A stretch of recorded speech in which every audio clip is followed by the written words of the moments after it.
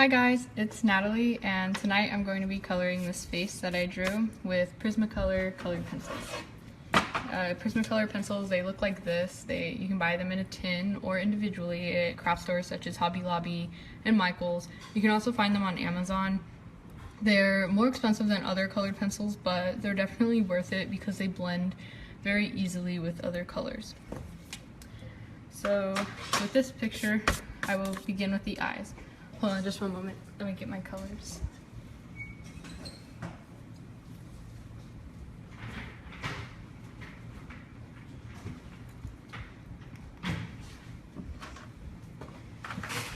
Okay, to begin, I'm going to start with the eyeball, which I'm coloring white.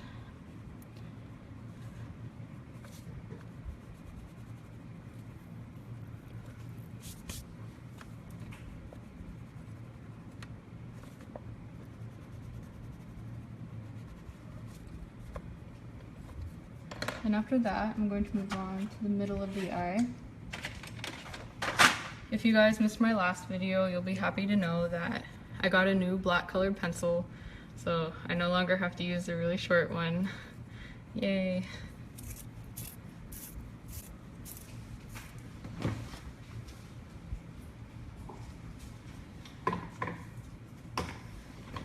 And if you guys have questions, please feel free to ask.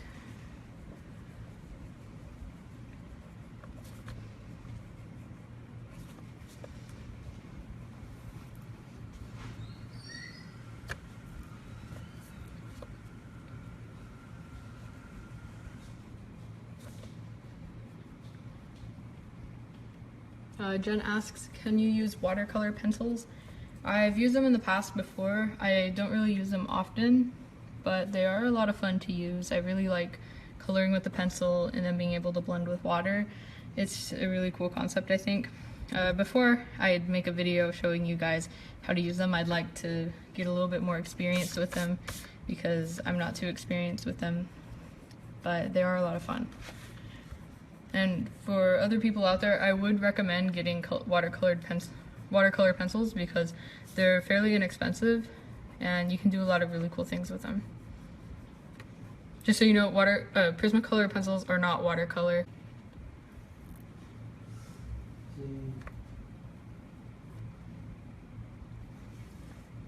Kimberly, I purchased the gray paper at Hobby Lobby. However, you can also get it on Amazon and Michael's.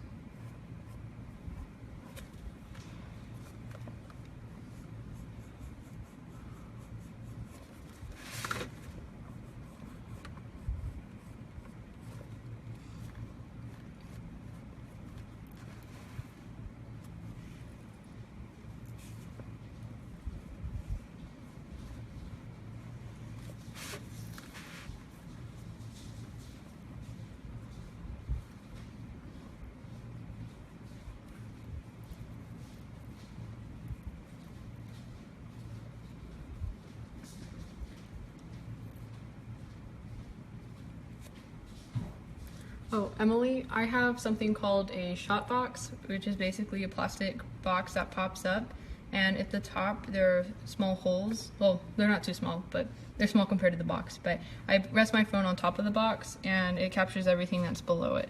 It's really cool. However, sometimes whenever I draw with pencils, the end may hit one of the walls, but it's not that big of a deal. Right now I'm shading the eyes by adding a little bit of black, which I'll later blend out with the gray and the white.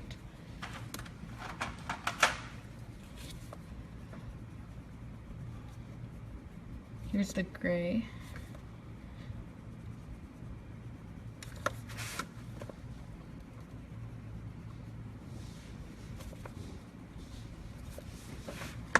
And I'm going to come back in with a little bit of white.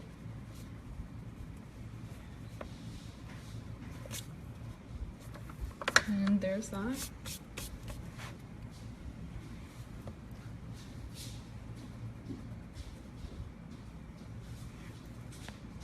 Lindsay asks, how long does it take you to usually finish a drawing? It can take anywhere from an hour to an hour and a half to finish drawings like these.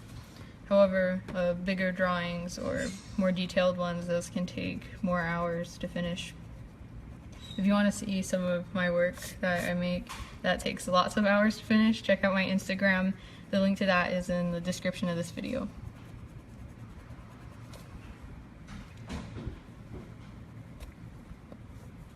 Oh, by the way guys, do you have any ideas on how I should color her hair?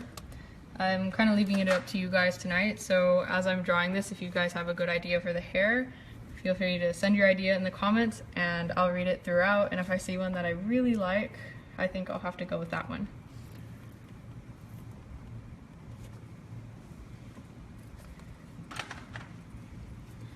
Okay, this girl's eyes will be brown, so I'm adding a little bit of Tuscan red to give it a brownish color. I already added black, so the darker parts are taken care of.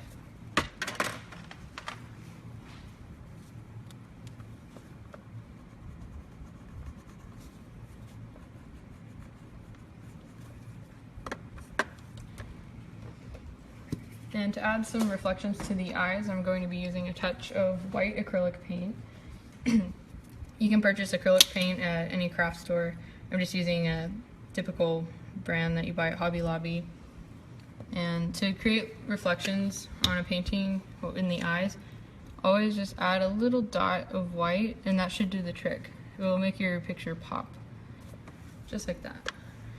And you can make the little dots a bit bigger as well. This is really easy to do whenever you're drawing portraits and the eyes are really small, so you can't fit in lots of detail, but you can definitely add a few dots or so of white to help, you know, give it some detail.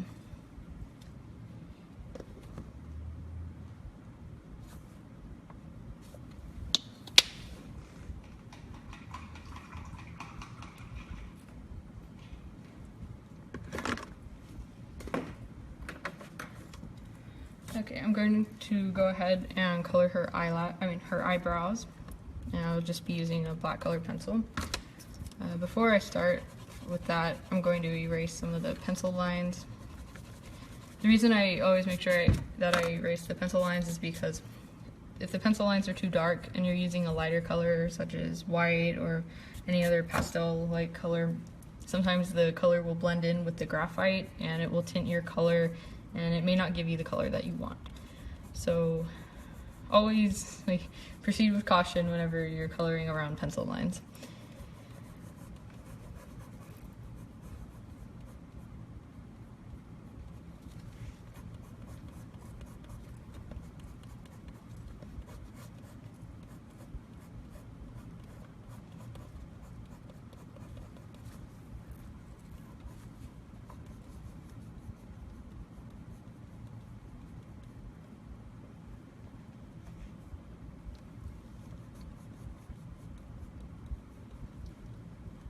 Christy says, we are researching high quality art supplies for my daughter. Copic markers are the one we're looking at. Can I ask you why you chose Prismacolor pencil crayons?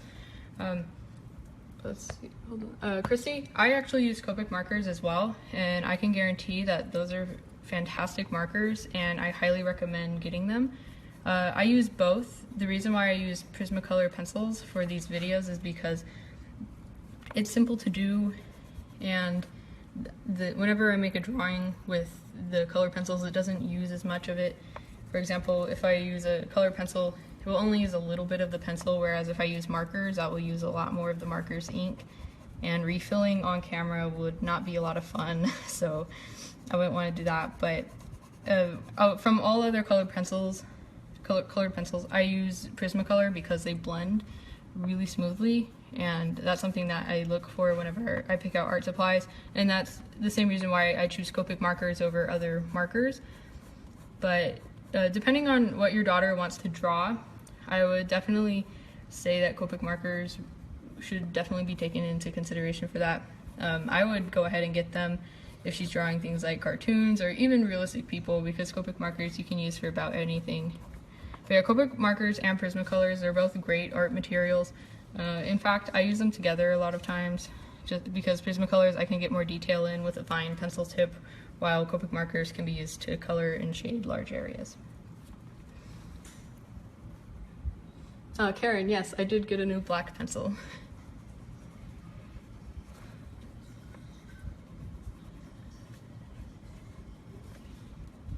Oh, and Christy, by the way, if you want to see some examples of work that I do with Copic markers, you can check out my Instagram. The things that I use Copic markers with, I hashtag with Copic or Copic marker, something along those lines. So you can look at that and show it to your daughter and ask her if like this is what you want to do, and maybe that can help you decide.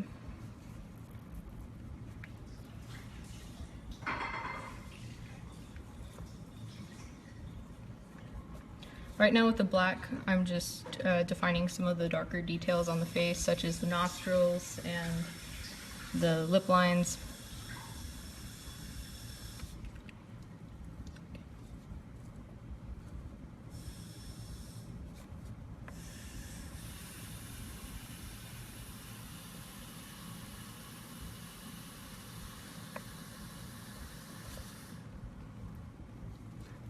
Kenny asks, any tips on how to get better at drawing noses? I have the hardest time. I can agree that noses are somewhat tough to deal with. Since you mentioned noses, I guess I'll start with coloring the nose right now. Just let me find a few colors. When drawing noses, it's important to remember that the only details that you'll really draw lines for are the nostrils and the area around the nostrils, which are these little lines right here that kind of they stick out and they create a 3D shape for the nose. Other than that, everything that forms the shape of the nose is just produced by shading. So I will show you how to do that. I'm going to start with white, and actually first I'm going to start with the darker color of brown. One thing to remember whenever you're drawing a nose is that directly above the nostrils, if you feel your nose, the part that sticks out the most, you can almost create somewhat of a ball shape to help you shade this. And so imagine that I draw a circle right here on the nose. I'm going to shade the bottom part as I would shade any sphere by just adding some darker color right here. Except that this shading will blend in and almost create like this wavy shape with the sides right here. So, hold on, let me see. Maybe I could draw a sample line for you. So, you'll be drawing a shape almost like this to shade the bottom of the nose, if you can see that line. So, just like that. And you can shade upwards too to create that sphere that I was talking about.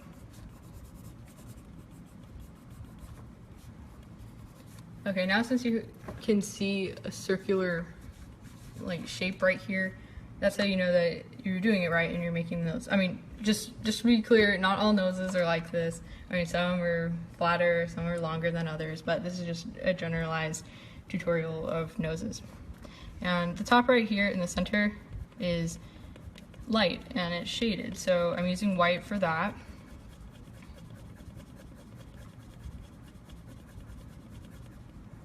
And I'd say it's lightest right here because that's where the nose sticks out the furthest. So it's important to shade it really lightly right there compared to the skin tone. So if the skin tone is like really light, I mean, still make this lighter by using white. So now I'm coming in with just a neutral shade and I'm going to blend those parts together.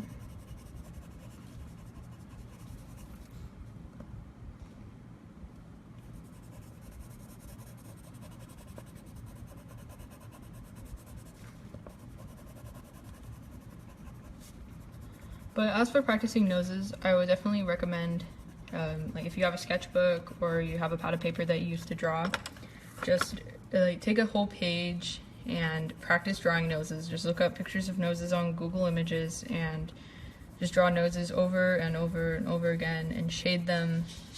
You can find tutorials on noses online. You can find diagrams where people break down the nose into basic shapes. But yeah, just like do an entire like, mini research project on noses, if you will. That's what I do whenever I want to focus on drawing one thing in particular, is I'll take an entire page of my sketchbook and just keep on drawing the same thing. And And with noses, also an important part to shade in the nose is the area right here that surrounds the eyes. Like, you can shade a shape right here, and on the other side to where it's shaded right there, and this part will be lighter, and that helps form the shape of the nose.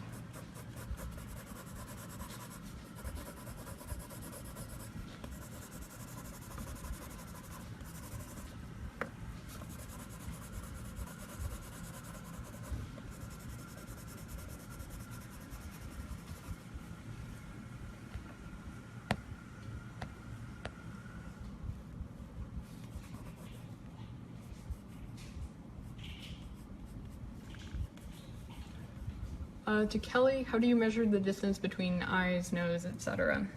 This is always something that it comes as a second nature to me since I've been drawing faces for so long. I don't necessarily like measure everything, I usually just draw it until it looks right, because you can do that with faces. It doesn't have to be exact, but there are some general measurements. Like, for example, the eyes are in the middle of the head, and you can measure from the middle, like from where the eyes are to the bottom of the chin, and then move that upwards, and the top of the head should be the same distance. And as for the eyes, nose, and mouth, this all depends on the angle and the positioning of the features, but one rule that like sometimes applies with my drawings is from the bottom of the nose to the top of the eye, from the bottom of the chin to the bottom of the nose. That creates one measurement, and then the lips are between that. If you look at drawing books or like drawing guides online, you can find a lot of what I just said on how you can position features relative to others, like based on like half measurements and things like that. One measurement that can be really difficult to get is where the eyes are horizontally, like how far apart they are. That is something that you just have to keep drawing, I guess, until you get it right.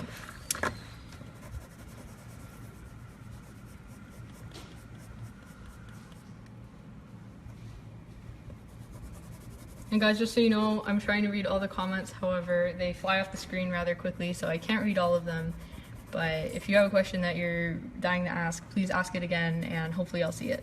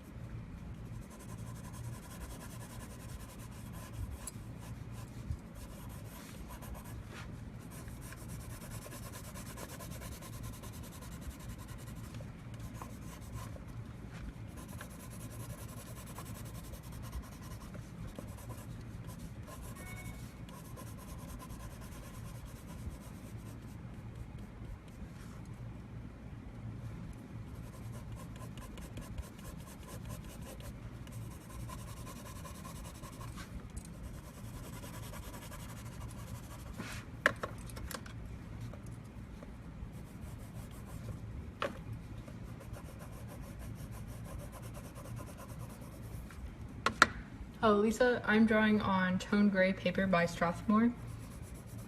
You can find this paper at craft stores such as Hobby Lobby and Michael's, and you can also get it on Amazon.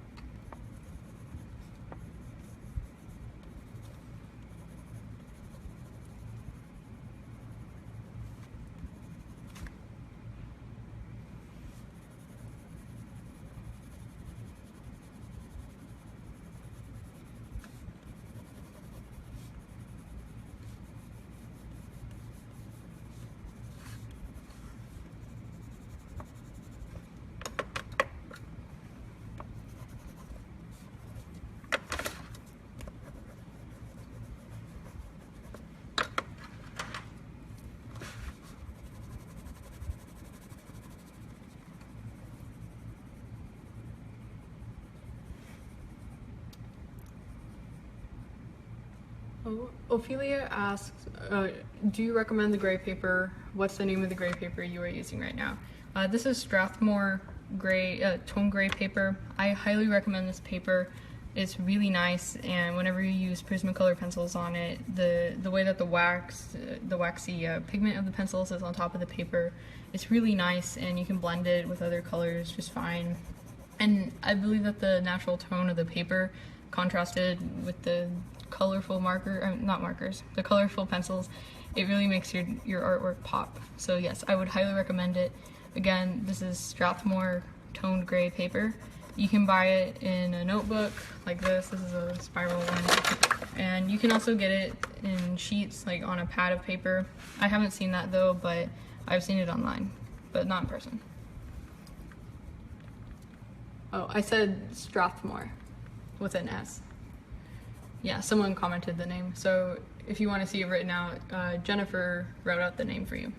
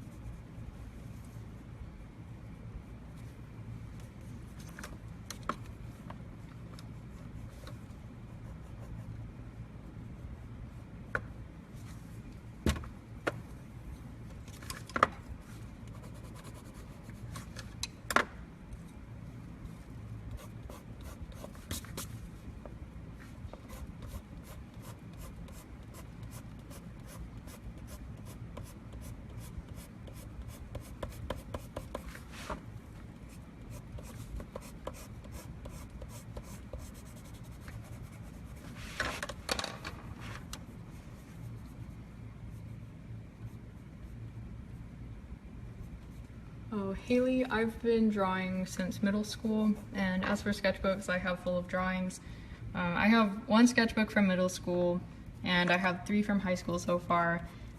My goal was to get one sketchbook for each year of high school. However, it looks like the sketchbook that I started this past year for my junior year will carry over into my senior year, because a lot of my drawings and sketches, I guess I just spent more time on them, so I didn't jump around pages as much.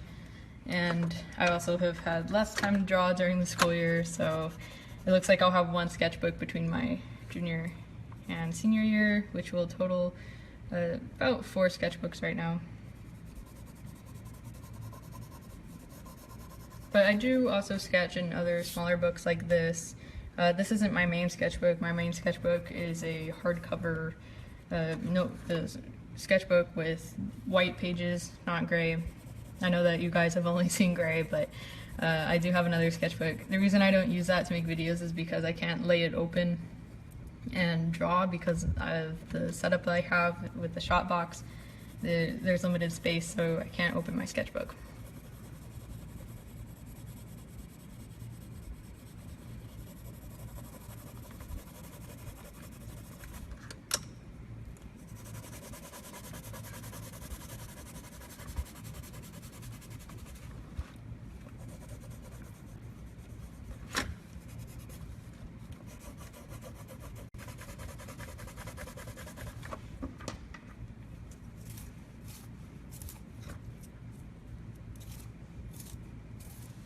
Well, for Lena, good night, Greenlay and Halo. I'm glad that you guys have been watching.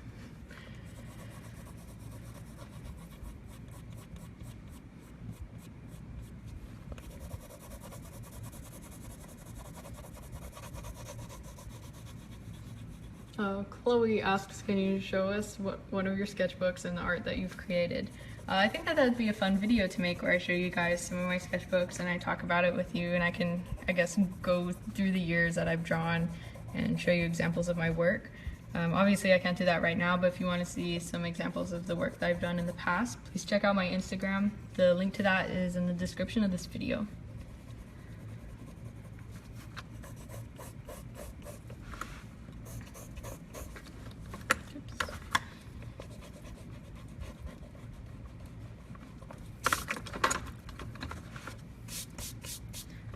right here I forgot to erase the pencil, and I colored over it with Prismacolor, and as you can see, the pencil got trapped underneath the Prismacolor, and I can't erase it, and it's really hard to see, but it definitely did leave some gray marks there, and that's why you should always erase.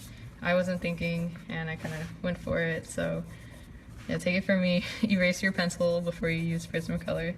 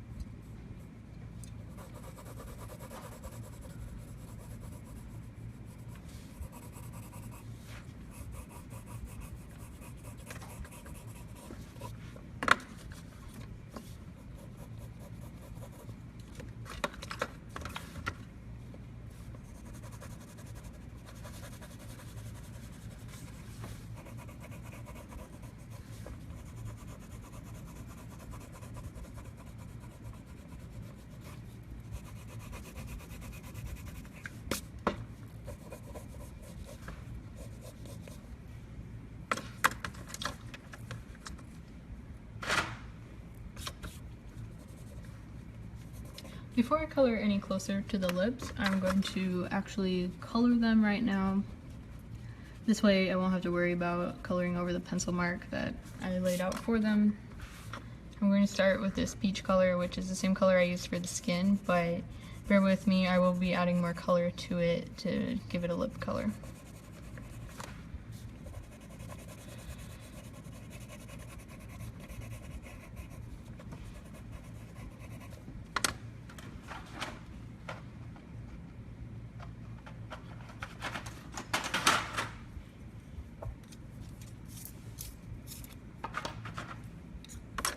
So here I'm going to add some red. This is how I usually color lips with Prismacolors. I don't really have one color in particular that I can use to color the entirety of the lips, so I achieved the desired lip color by blending several colors, which is really easy to do with Prismacolors. After you apply a layer of one color, you can go back over it with the original color, which was this peach color, and this will blend it.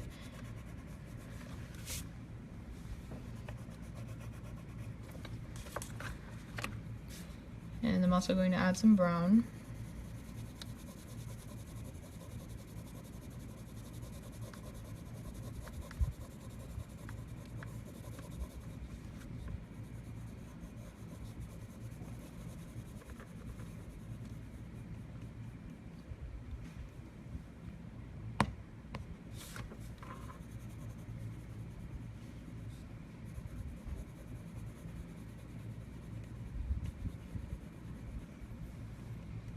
Cassandra, I have not decided on a hair color yet. I did see one comment about something about like a moon and like a sky.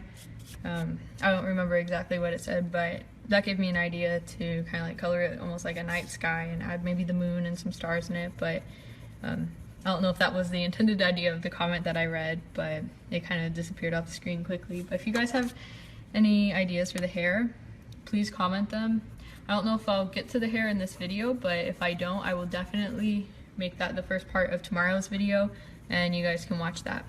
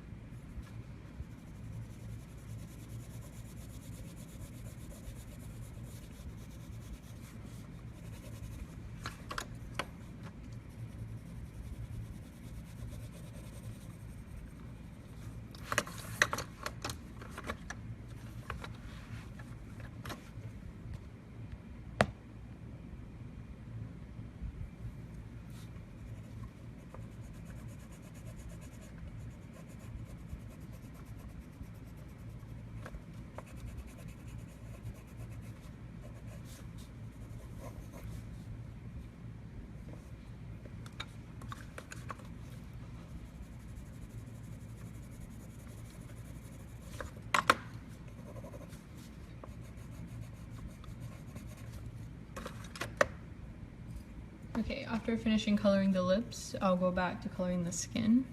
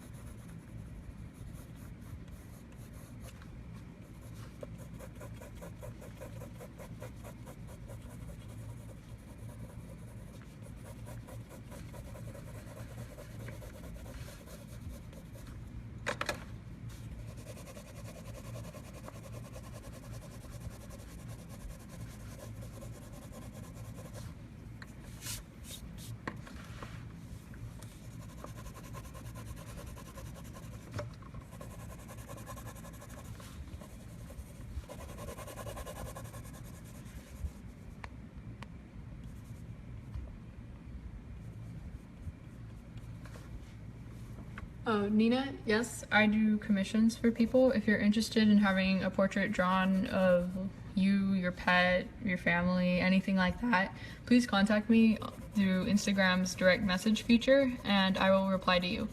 And to everyone, you can do the same, but please do not just comment on one of my posts because I won't always see the notifications for that and I may not get back with you because, I mean, if I don't see that the comment's there, then I can't get back with you. So please make sure that if you're interested in contacting me about purchasing artwork, make sure that you send me a direct message. And if you do not have Instagram, you can contact the Quirky Mama page and they will forward me any messages.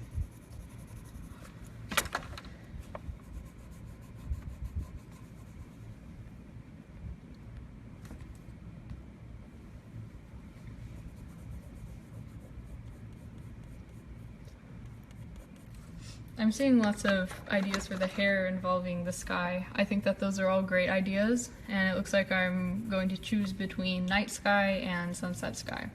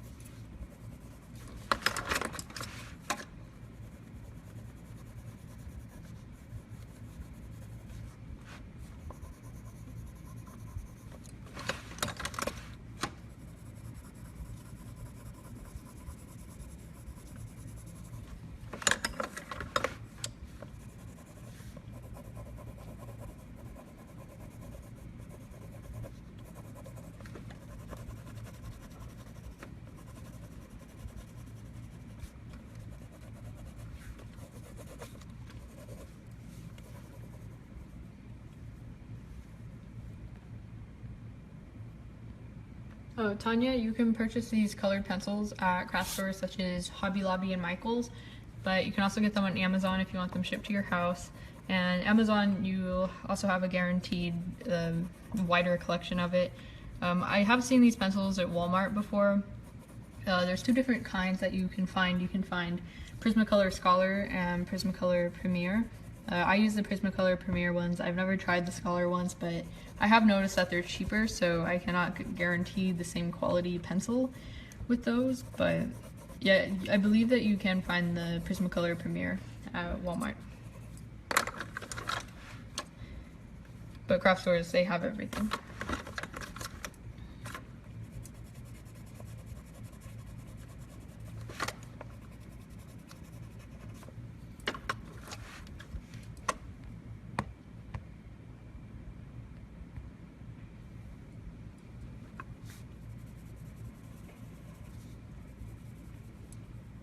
Erica, when you do portraits, do you work from a picture or do you use memory and creativity? Sometimes it's a mixture of both, where I'll use stock photos to help like position a face in a certain way or draw a particular feature, but I just use that as a quick reference to bounce off of, and a lot of it that I draw is just drawn from either memory or imagination. So most of the time with faces, it's a mixture of both like memory, creativity, and photo reference, but again, the photo references aren't like for the entire picture, they're just for a quick reference point, so I can like maybe like draw a nose in a particular angle or something like that. However, with animals or things that I don't draw too often, I do need to use a reference for the entire thing.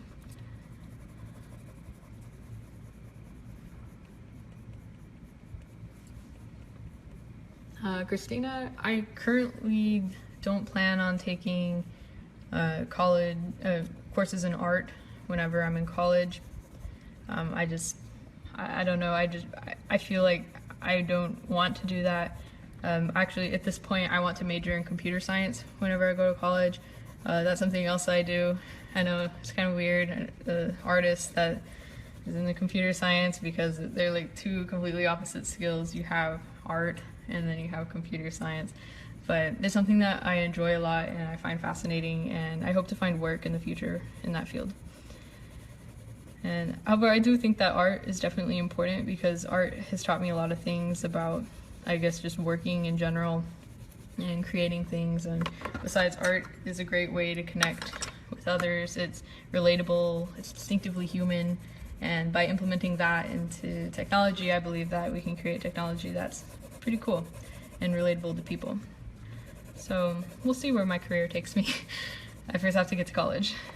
I applied to college this semester.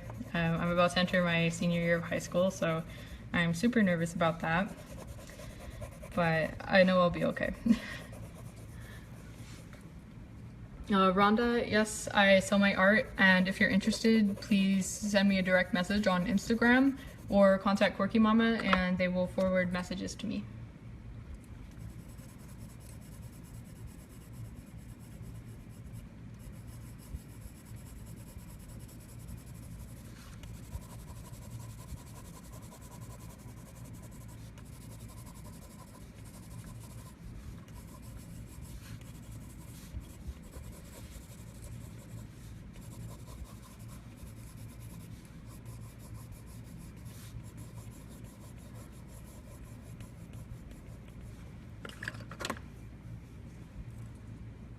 Indiana, I do like animation. I don't do it myself. I don't really animate things like that, but I do enjoy watching animation and like just looking at the cool things that people have done. I like watching short films on YouTube from like small producers and animators. I do think that it's an amazing craft, but I don't do it myself.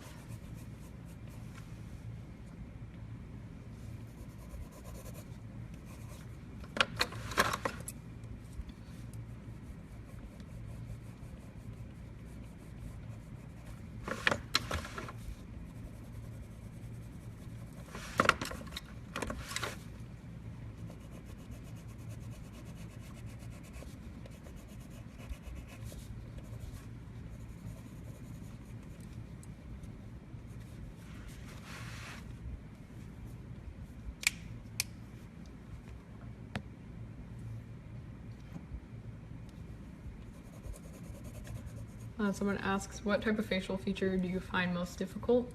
Awesome work. First of all, thank you. And the most difficult facial feature that for me to draw, I would say, is probably the lips or the mouth. I'm really happy with the shape of these lips I drew right here, but a lot of paintings in the past that I work on, I have to like paint over the lips several times before I get a result that I like. I don't know what it is about the lips, just I think what makes the lips difficult for me is the way that they connect to the rest of the face. I don't want the lips to look too isolated, and I don't want a solid line really between the lips and the skin because it can be too sharp. But getting that perfect amount of blending between the lips and the skin can be really difficult, and sometimes like I spend a lot of time just focusing on the lips because I'm trying to get it right. But everything else over time I feel quite comfortable with. So I'd say the lips are definitely something that I need to work on a little bit more, and it's something that I'm not entirely comfortable with yet. But yeah, definitely lips are the hardest right now.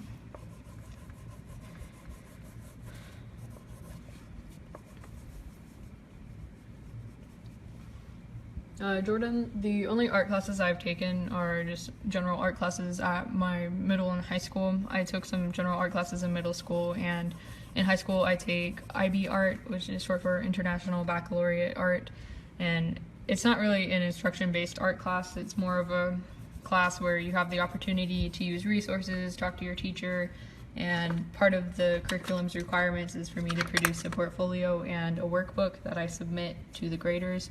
And they give me a score for the class, which factors into my IB diploma, which also takes into consideration other classes like English, history, math, science, foreign language, things like that.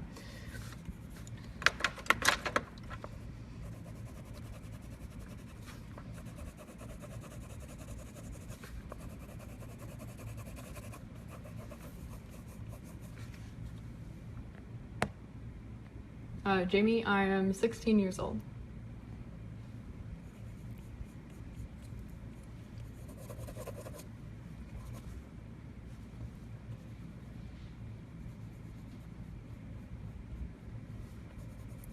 Amanda, to blend these pencils, you don't really have to push too hard. I see that that you're worried about your hands hurting while using them. I wouldn't say that these hurt my hands at all. I can definitely see how regular colored pencils like Crayola or other off-brands may hurt your hand because you have to apply so much pressure, but with these you don't have to apply that much pressure. Whenever you're shading darker colors though, you will have to add a lot more pressure, like using blacks and browns. Your hand may hurt if your pencil gets really short, like how my black pencil used to be. A lot of you guys saw that and how short it was, but if you keep your pencils long, they shouldn't hurt your hand too much, but the shorter it gets, the more pressure you have to apply, and you have to hold your pencil at a weird angle, which can hurt your hand. But overall, I'd say compared to other pencils, Prismacolors, you don't have to put as much pressure on them as you do with others.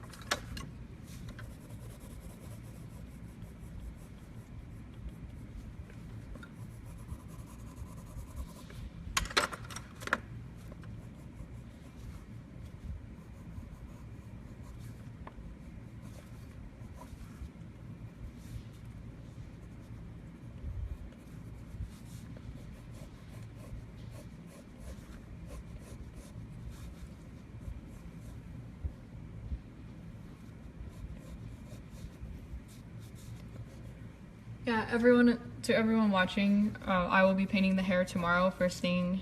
You can watch this same time, 9:30 Central Time, and I will be painting the hair. It looks like I said earlier, it's between sunset hair or night sky hair. However, I think I'm leaning towards night sky hair just a bit because I'll be able to show you guys how I paint stars, and I think that it's something that can be multimedia, and you can put it into paintings, other drawings. Not just like drawing hair, but I think showing you guys how to illustrate stars will be really cool. So I'll be doing that tomorrow first thing. Remember that's 9:30 Central Time, and I'll be painting the hair then.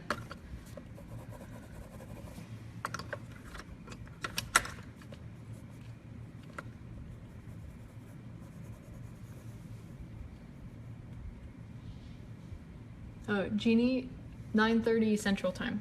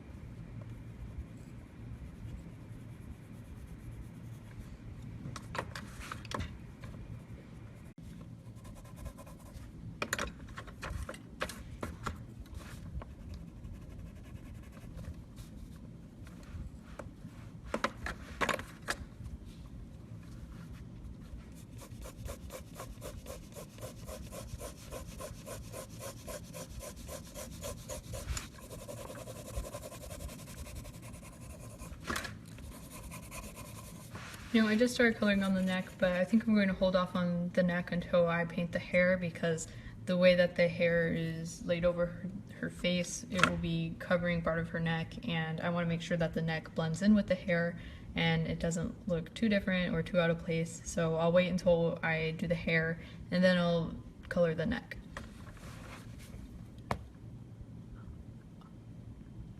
Oh, Amber PM. Oh, to everyone, sorry I didn't specify this, but tomorrow I'll be coloring the hair at 9:30 p.m. Central Time. Sorry.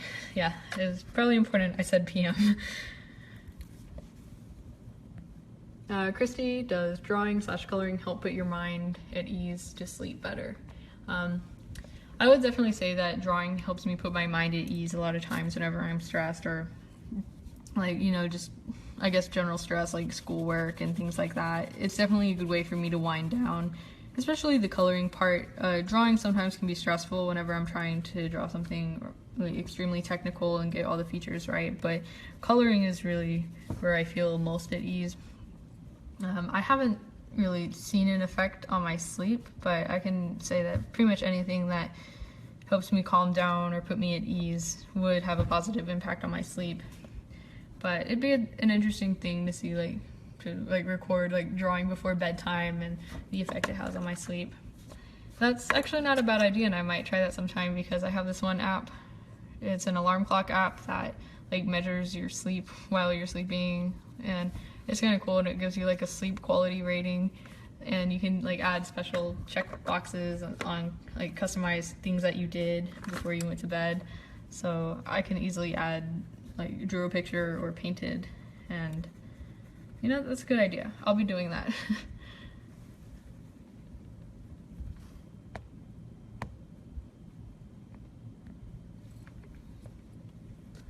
Okay, it's 1 minute until 10:30 and I have to go, but thank you guys so much for watching. I really enjoy how this face is turning out, and I loved reading your guys' comments. Unfortunately, I couldn't read all of them because they fly off the screen rather quickly. But thank you guys so much for watching, and I love your guys' suggestions on the hair. I'll be doing night sky hair tomorrow at 9:30 p.m. Central Time. Don't miss it. And if you guys are interested in purchasing artwork of mine or getting custom artwork done, please contact me on Instagram through direct message, or you can just go follow me on Instagram for fun and see my other work. Bye! Hi guys, it's Natalie, and tonight I'm going to be coloring this face that I drew with Prismacolor colored pencils. Prismacolor pencils, they look like this. Hi guys, it's Natalie, and if you watched my video last night, you would have seen me color this face. And today I'm going to be painting the hair for it, and I'll also color the neck. Last night I asked you guys for ideas on what I should color the hair like, and the two I think winning ideas were either night sky hair or sunset hair, and I decided that we're going with night sky hair, and it'll be really cool. I'll do a darker night sky at the top, and it'll transition to a lighter color, a lighter blue, and then I'll be painting stars on it and maybe even the moon. So let's begin. I'm going to be using some generic craft store colors. These you can get at Michael's and Hobby Lobby. This is just navy blue, lamp black, and Prussian blue. And I'll also be using some acrylic paint from Hobby Lobby. You can find acrylic paint like this anywhere. Just, you can follow different colors if you want to paint night skies. So I'll be starting by pouring some of the paints into my palette right here. It's kind of stained from other paints, but don't worry, this isn't wet or anything, so it won't interfere with the color. Oops, this seems to be a little clogged. I haven't used these particular paints in a long time. This tool that I'm using right here, this is called a pallet knife. These are really helpful for scraping paint off of palettes or blending colors. The fine tip also lets me unclog some of the paint tubes, because that's what's happening right now. Paint got in here and it dried where the little hole is for it to come out, so I'm just fixing that. But if you do painting, I would recommend getting one of these tools. You can get them at Hobby Lobby, Michael's, and on Amazon. They're called pallet knives. So we have that. For a little bit of black. I think that was a little bit too much. Oops. There's some white paint. So I'm going to begin by mixing half of this blue with some of the white to give a lighter color.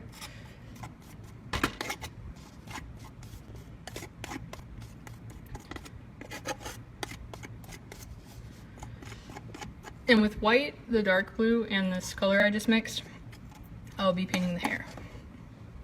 So let's begin.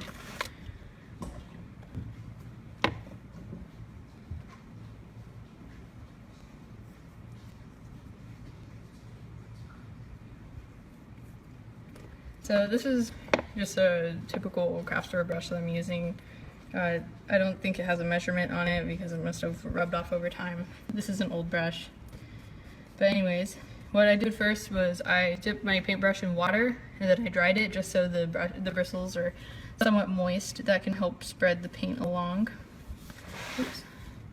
So I'm going to start at the top. And I'm going to paint with the dark blue.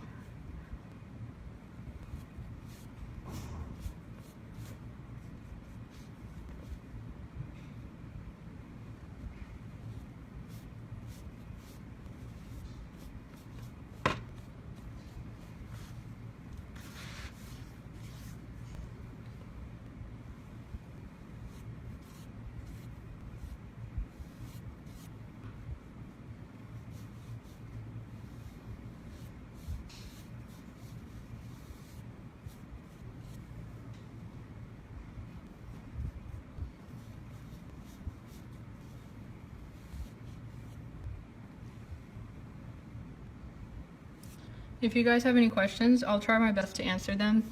Whenever I'm working with paint, it's important that I concentrate on where the brush is going because paint is not very forgiving because you can't really color over it with something else. So if I get it on the face, I really won't be able to fix that, but I will definitely try my best to answer your guys' questions.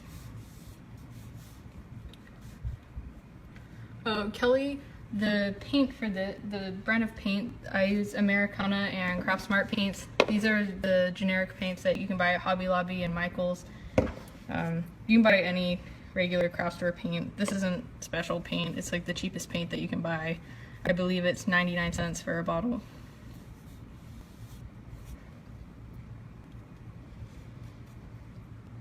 And if your brush is too dry, don't be afraid to add a little bit of water.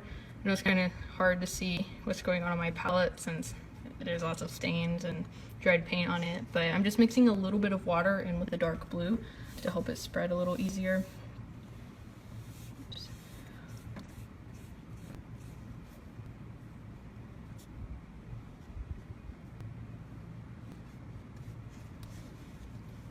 And I don't think I mentioned it in this video, but the paper that I'm using is toned gray paper by Strathmore.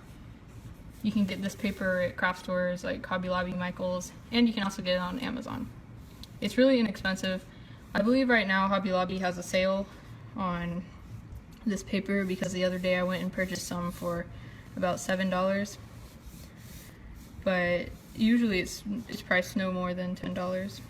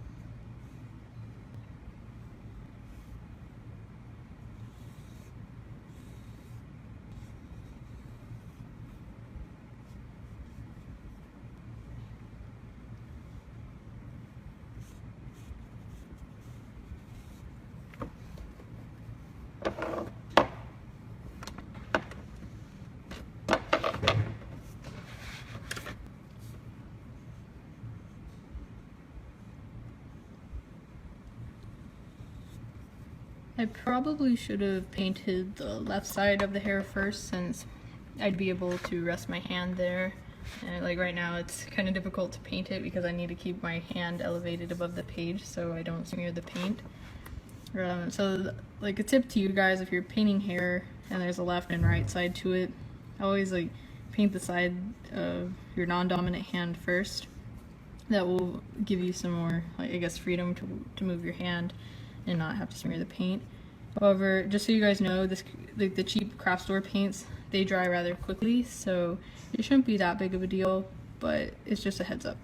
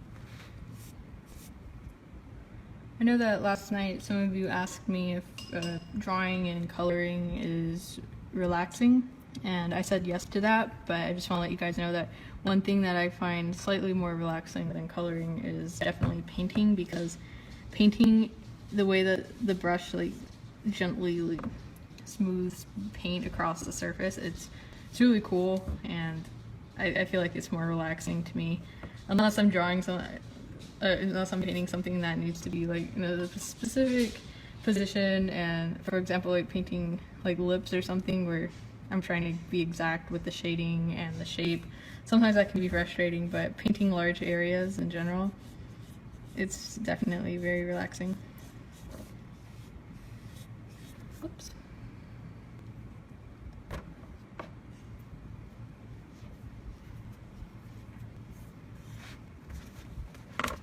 Michaela, I'm just using a table for this.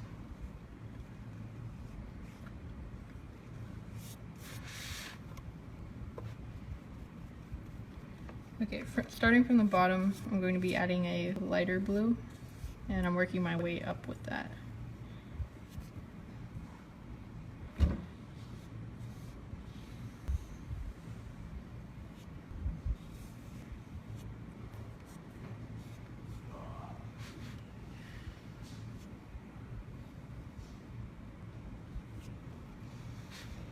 Looking at the video on my phone, I can see that there's some color disparity between what I have in front of me and what's on the screen. That could just be from the lighting and the angles, but once it dries, you should probably see a different color.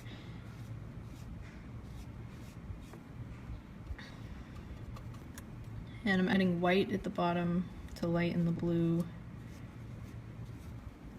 And whenever I blend between colors, like for example here, this is where the brush stroke ended for the light blue and it bleeds into the dark blue. What I'm doing is I'm washing off my brush and I'm going to come back in and kind of just go over it again.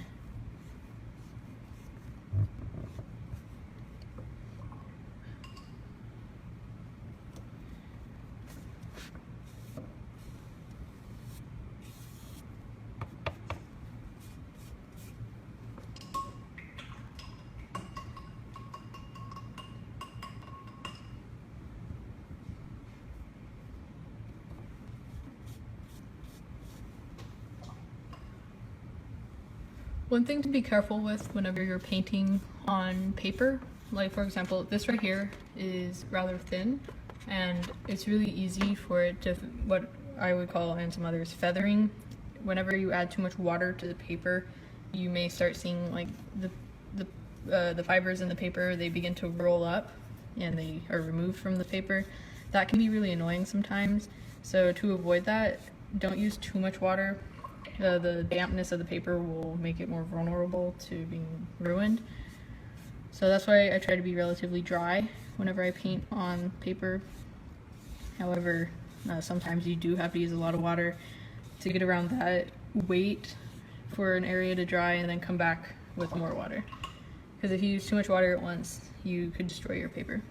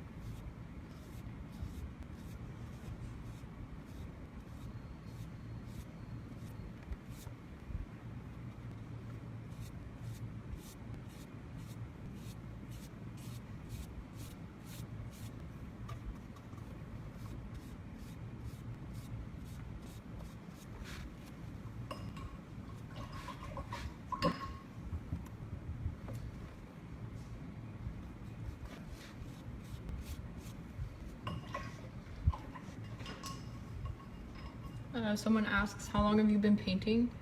I've been painting since my sophomore year of high school. Right now, I'm just about to be a senior, so it relatively isn't that long, but I've learned a lot since I started painting, and before I began painting, I did a lot of work with ink and like colored pencils.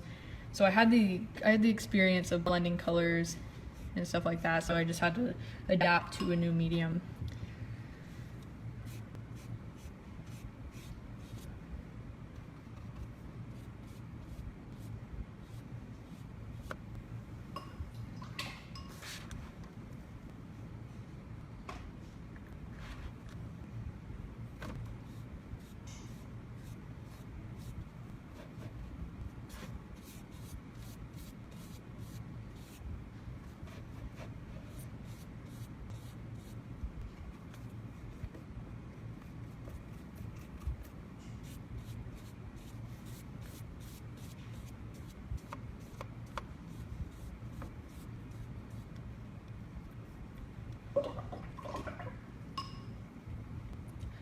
Oh, another piece of advice for you guys, whenever you're using paint that dries quickly, like these 99-cent craft store paints, a good tip would be to keep a spray bottle with you of water. Like you can recycle a old Bath and Body Works bottle and just fill it with water and spray your paints with that. That way they'll stay moist and you won't have to worry about it drying so quickly on your palette. Again, this is for spraying the paint on the palette and not on the painting. Because sometimes whenever I'm working with these paints on my palette, they'll begin to dry and I can't use them.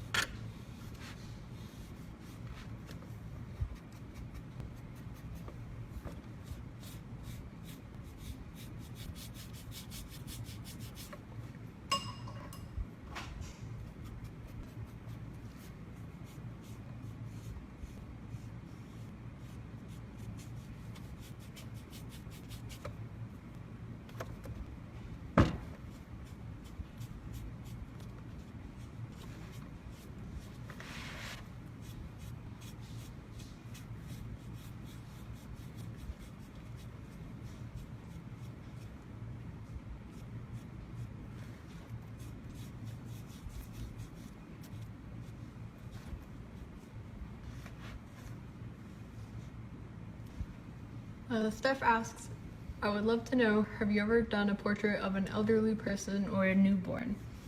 I have in the past, however, I don't think I have saved those drawings or posted them on Instagram. I may have some sketches of those subjects in some of my older sketchbooks.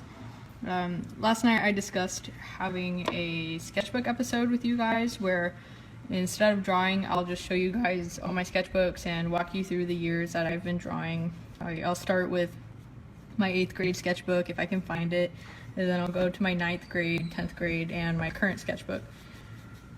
My current sketchbook, it has some of my 11th grade work in it, and I'm still working on it, so it will include stuff from my soon-to-be senior year. And I'm most excited to show you guys my current sketchbook because I really like the work that's in it. So whenever I do that episode, I'll give you guys a heads up before I do it so you guys know when to see it. And you guys can ask me questions live on that video. I think it'd be a lot of fun. I do believe I have a drawing of Albert Einstein from a couple years back, and I got to draw like all the creases on his face and stuff, and it was pretty cool. But I agree that drawing elderly people, it's really cool to color in all the creases and the wrinkles because it just adds so much depth to the face, and it's really cool because it's like evidence of age and laughter and longevity. And I think it's really cool. I should probably draw more of that. And as for newborns, I've drawn a few newborns. Mostly they were for commissions where people asked me to draw their children. But I don't think I have any in my sketchbooks.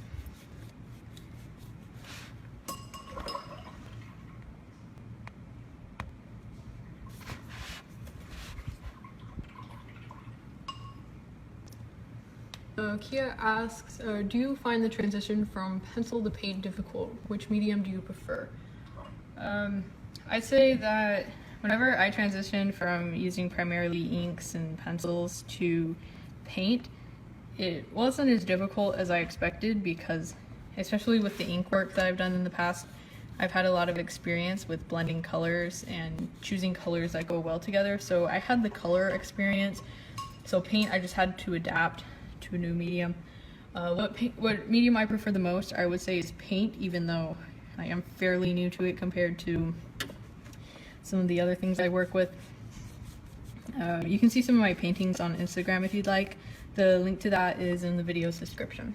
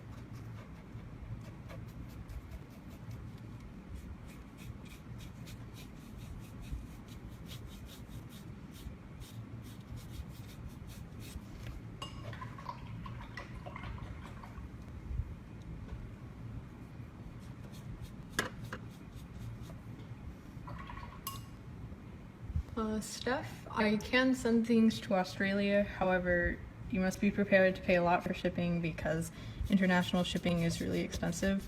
For everyone watching, I'm located in the Dallas-Fort Worth area of Texas in the United States, so if you are interested in purchasing anything or having me draw a picture for you, just know that international shipping can be really expensive.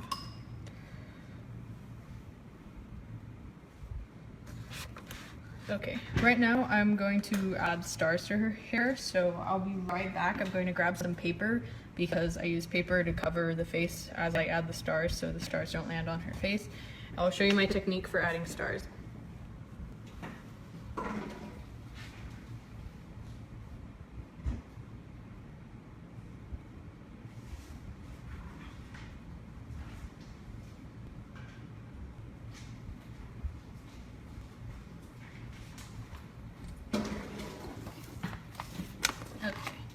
have the paper that I'm going to use to cover some areas.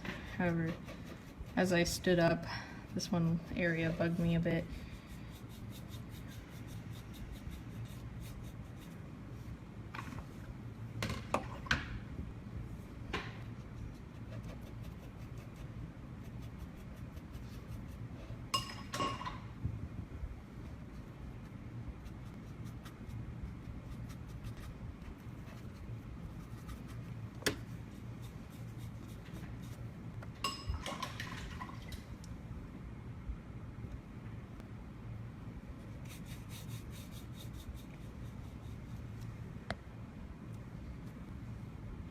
Kia, I currently live in Texas, but I was born in California.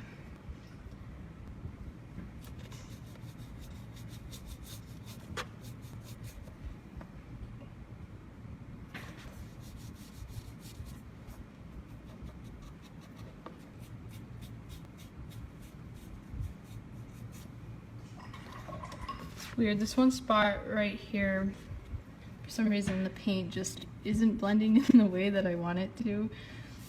Sometimes this happens. It usually results from like whenever you first put down the first coat, one part of the page was too wet compared to the others, and the way that the paint settled on the page isn't the best, so that's why there's this blotchy area right there. But I think whenever I add the stars, that will make up for that, because I can add a lot of stars to where you won't focus as much on the transition.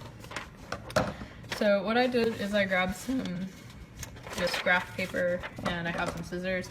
What I do right now to add stars is I cut out pieces of paper to cover her face.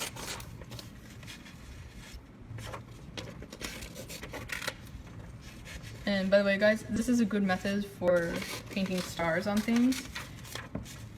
Just like this part is optional, but if you have something that you'd wish to like not get paint on, I would cut out paper to cover it. Right now I'm just kind of eyeballing where things are, and that's alright because I can layer paper.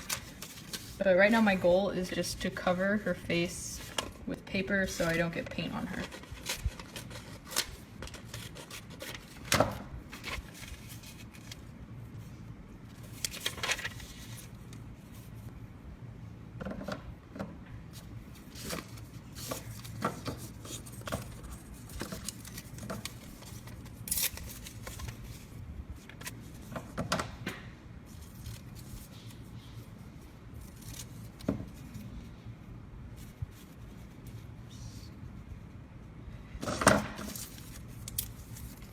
And with this, it doesn't have to be too exact. I usually, whenever I do this on my paintings, I just throw a paper on top until everything is covered, but you don't want to cover too much of the hair because that's where the stars will be.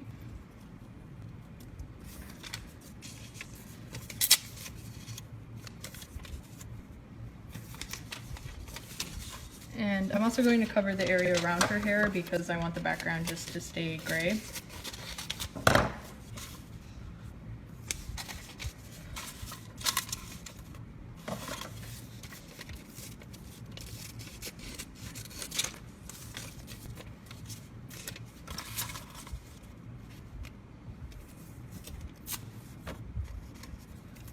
So bear with me as I place paper over this. And if you guys do something like this, you can use any paper, it really doesn't matter. I would just stick to cheap paper. So I'm just using some random graph paper that I found.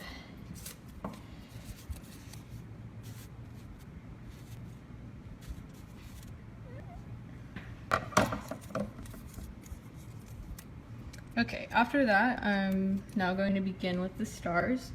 And to do that, I'm just going to be putting some white paint onto my palette. I'm going to be putting it right here. Oops, not that much left. And with my brush, I'm going to add some water near it. This water is slightly blue, but that won't really matter too much.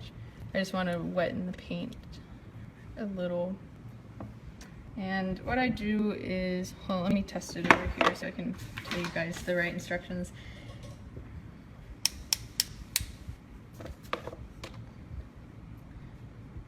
Okay, this is what I do. Whenever I paint stars, I tap with another paintbrush and, oops, these droplets are a little too big, but whenever I do this, the little droplets of paint that come off from the brush, they're the perfect size for stars.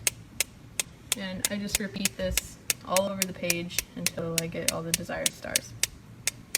The wetter you make the paint, the larger the droplets will be, just so you know. Sometimes it can be really difficult to get any droplets at all if the paint's too thick. But if you add too much water, the droplets may be too large, and it just may result in a puddle.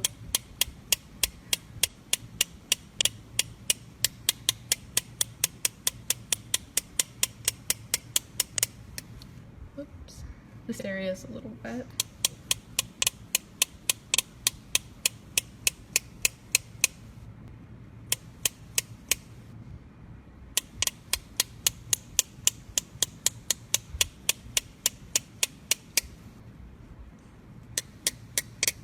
Carly, I get my paint at Hobby Lobby and Michael's. It's just the cheap craft brand paint. However, I think that this tube of acrylic paint is, yeah, this tube is slightly more expensive, but it was on sale, so I got it. That's how I get most of my paints. I just buy what's on sale and what's on clearance. That's a good way to score on some really nice art supplies, by the way. If you guys go to Michael's or Hobby Lobby, always check the clearance sections that they have at the back end caps of their aisles. A lot of times they'll have really cool things like paint brushes, or other fun things on clearance.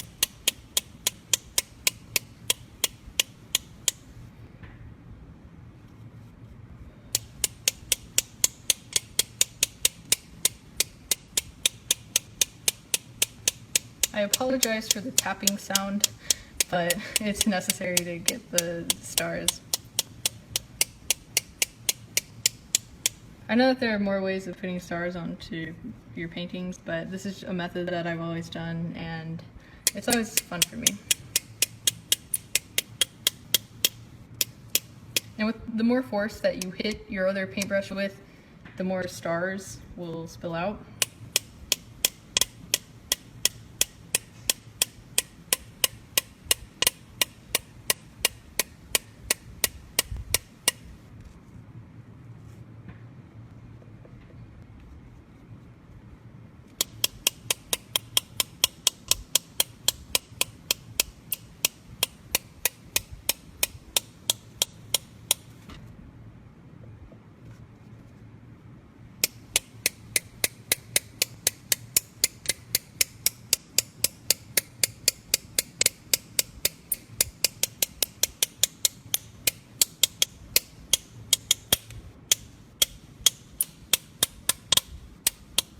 Guys, trust me, this is a lot of fun to do. Like sometimes whenever I do this on my own, I catch myself like, I guess like making the beat of the song with tapping the paintbrushes.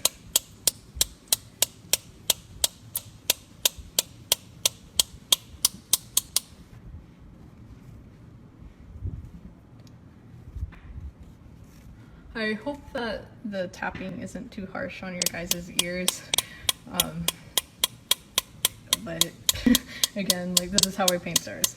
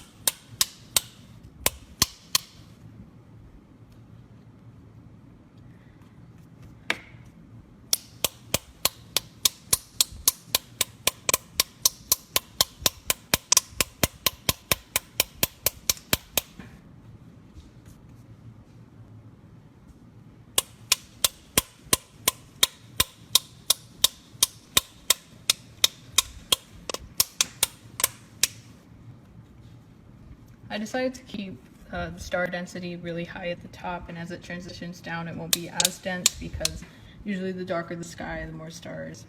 So that's why I'm doing that. However, I think I'm done right now with the stars. Wait, hold on. I want to get this side a little bit more.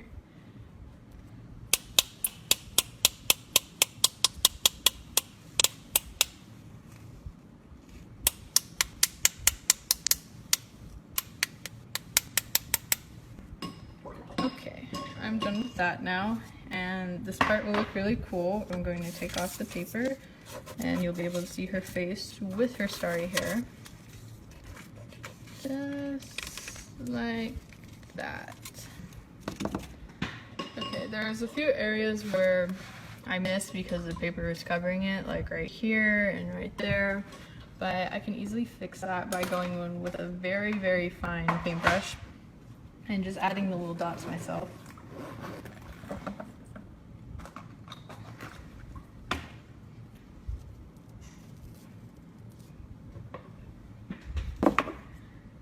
So I'm going to take a little bit of white paint and just add my own little stars. They'll definitely be a different shape than the other stars, but that's okay because there won't be that many of them. It's a pain to try and paint in like all the stars on the page with a paintbrush, so that's why I do the paintbrush slapping method. But for like smaller areas that you missed, it's a good idea to go in with a paintbrush and like paint the individual stars in. And this shouldn't take too long.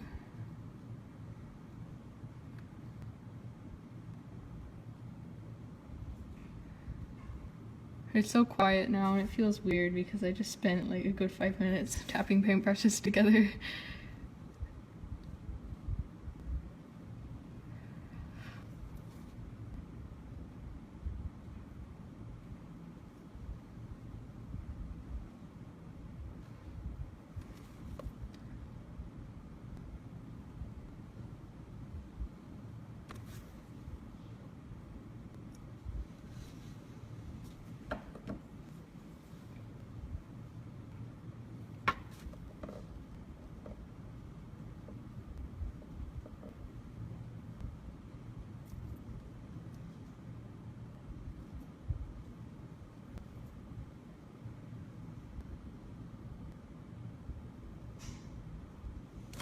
Okay, I'm just going to give this a moment to dry, and the next thing that I'll be doing to this is I'll be blending the hair in with the face just to make the transition a little smoother. I do this with all my paintings that I paint hair on. I always go back to the face after I paint the hair just to make that transition a little bit more smooth. And so I'll be pulling out my pencils. Again, for you guys who don't know already, these are Prismacolor colored pencils. If you wanted to see me color the face last night, you can go and look for the video on the Quirky Mama page, and it will be there. Again, I use these for all my Quirky Mama videos. These are really nice colored pencils. You can get them at craft stores like Hobby Lobby and Hobby Lobby Michaels, and you can also get them on Amazon. So to help transition the hair into the lighter color of the face, I'm going to use a little bit of black right where the hair meets the face, but not too much.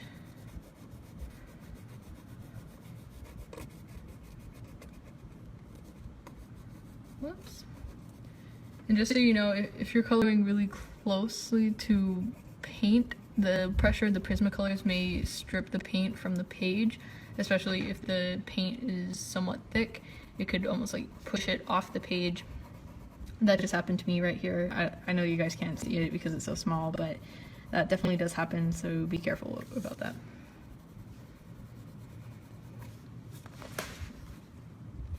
And right here, since her hair is kind of draped over her forehead, I'm going to create a larger shadow on the face, which I can accomplish by using black.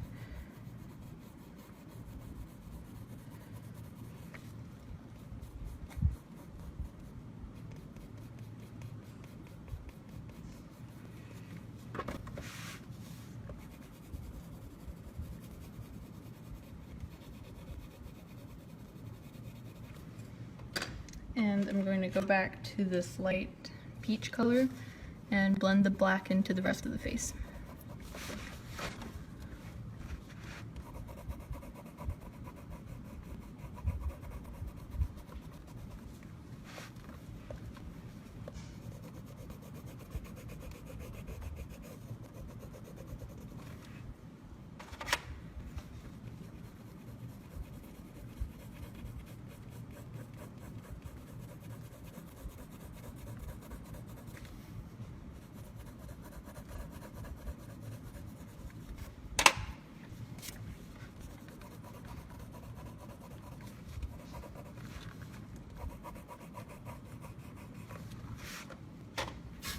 And I'm using this light brown for transition, so it's not just black and peach, it's also going to be a little bit of brown.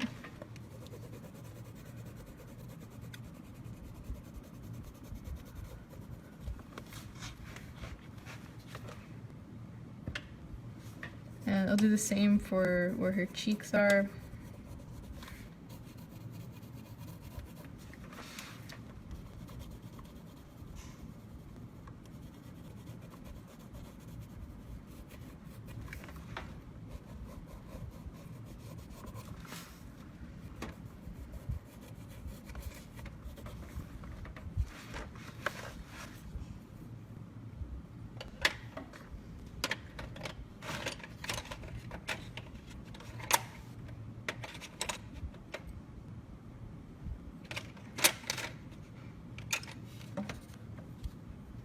And with this violet blue color, I'm going to add some loose strands of hair.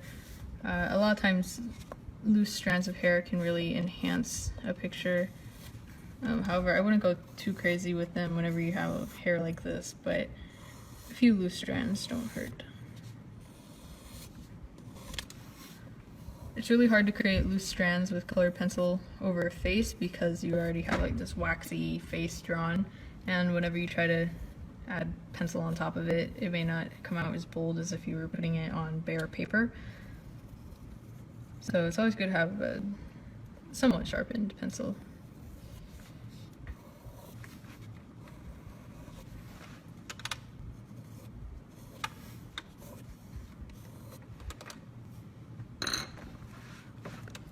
And now I'll begin coloring the neck.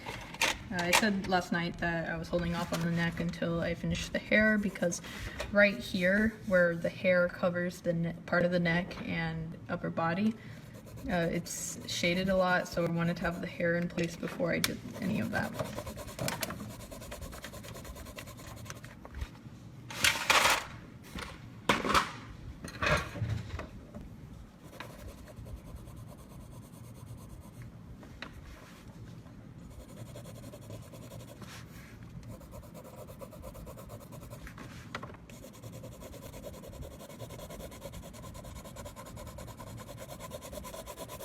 Right now I'm just adding a base coat of this peach color.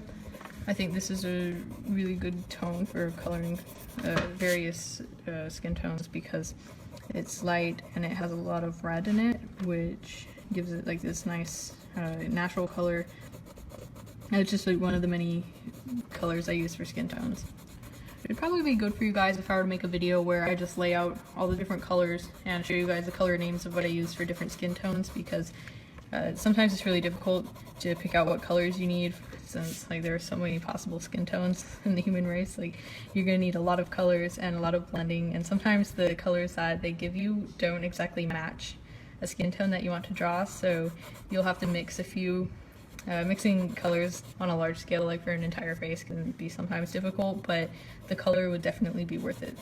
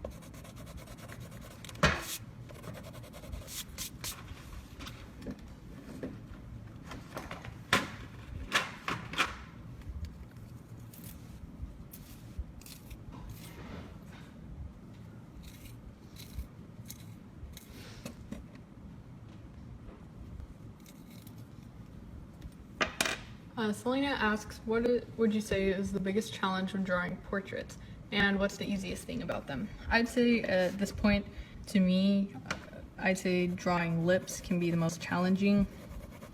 For me, I have trouble getting the shape just right to where it matches all the other features, and like shaping smiles, and especially drawing teeth. That's a lot of work. Drawing teeth is really hard because it's so easy to mess them up, in my opinion, and make them look too big or too small or just weird in general. That's why most of my pictures I just have closed mouths, because teeth are a pain. The easiest thing, I'd have to say the eyes, because like I've drawn eyes so much. I'm really comfortable with drawing them, and I really enjoy drawing them. I look forward to it. So I say eyes are definitely the easiest for me on the face.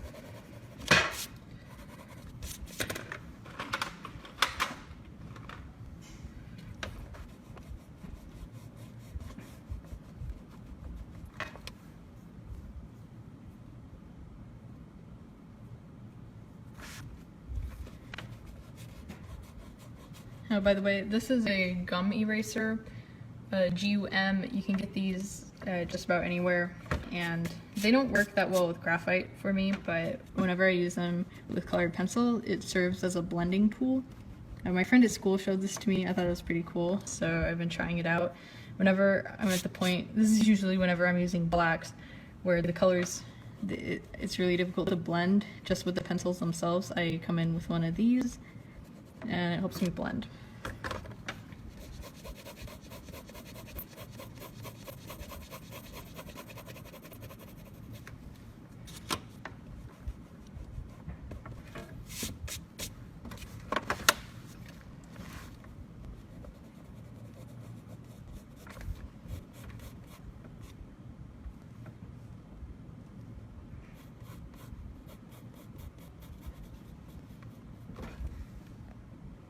Corey, I have not thought of being a tattoo artist.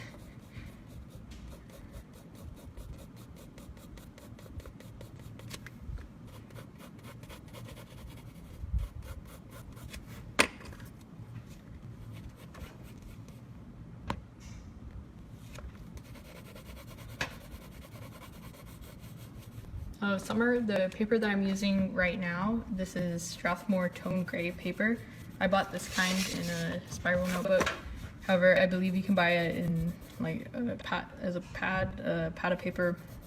You can find this paper at places like Hobby Lobby and Michael's, and you can also get it on Amazon.com. Amanda, I'm not sure if there really is an eraser that's best at erasing Prismacolors, because it can be really difficult to erase, especially the darker colors. For lighter colors like white or pastels, usually I just use a normal pencil eraser, like the ones that you get on the tops of mechanical pencils. Those don't erase the color all the way, but the color was applied lightly enough. I'm able to at least lighten it somewhat or make it appear that it's gone from a distance. However, with darker colors like blacks and browns, it's really difficult to erase color, but you can definitely lighten it and make it less intense by using something like a gum eraser, which helps lift some of the pigment and move it around. I think mostly it just blends it, which kind of gives the illusion of it being erased or lightened. So it's really hard to say what would erase Prismacolor, because they really don't erase that well, but you can definitely lighten them or make them look less intense.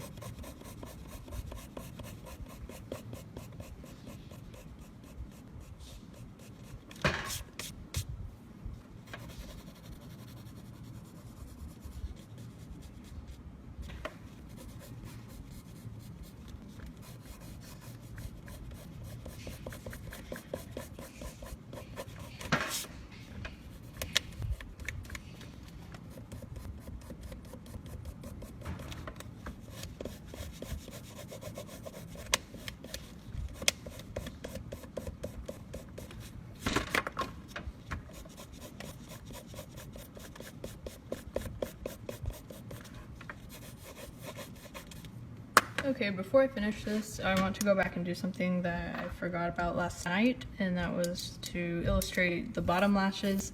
This should be really quick. I'm just letting you guys know what it is I'm doing before I do it.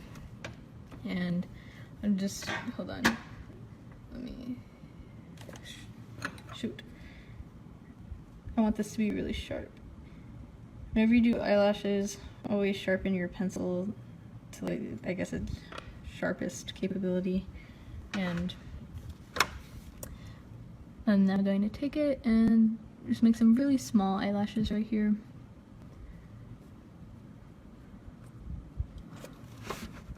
They may not be entirely visible to you guys since they're so small, but they're definitely there.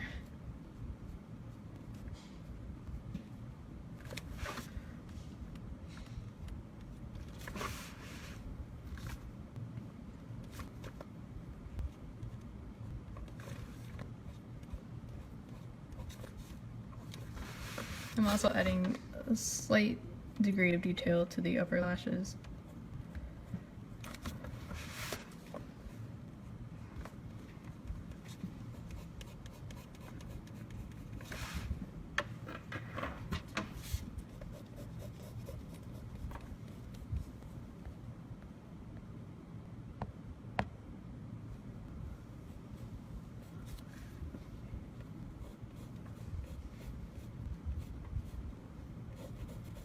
Someone asks, what's a good tip when sketching hair?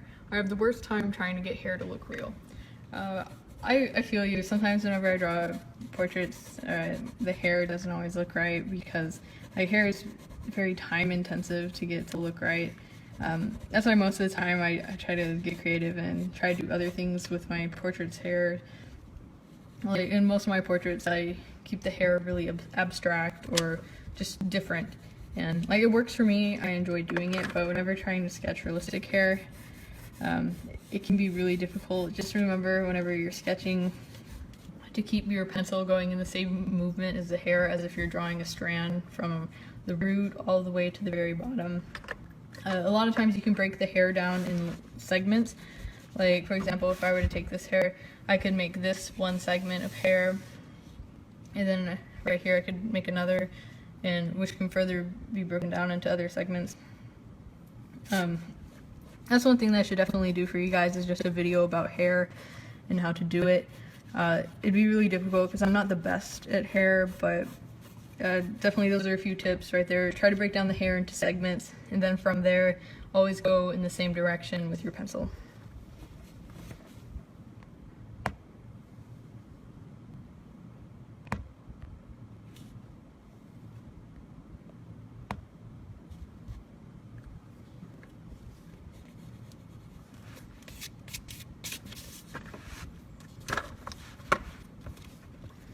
Okay, I'd say I'm just about finished with this drawing. Thank you guys so much for watching. I appreciate all of the lovely comments that you guys left, and I enjoyed answering your questions. I know this was a two-parter, it was really long, and if you guys didn't see the first part, please look at the first video that I made from last night. You can find it on Croaky Mama's page. You might have to scroll down a bit, or it's probably under the videos tab if you look for it. Again, like, thank you guys so much. I really appreciate all the love that you give me, and I enjoy drawing for you guys. I'll see you again on Thursday, I believe, same time, 9:30 p.m. Central. And check out my Instagram. The link to that is in the video's description. Bye, guys.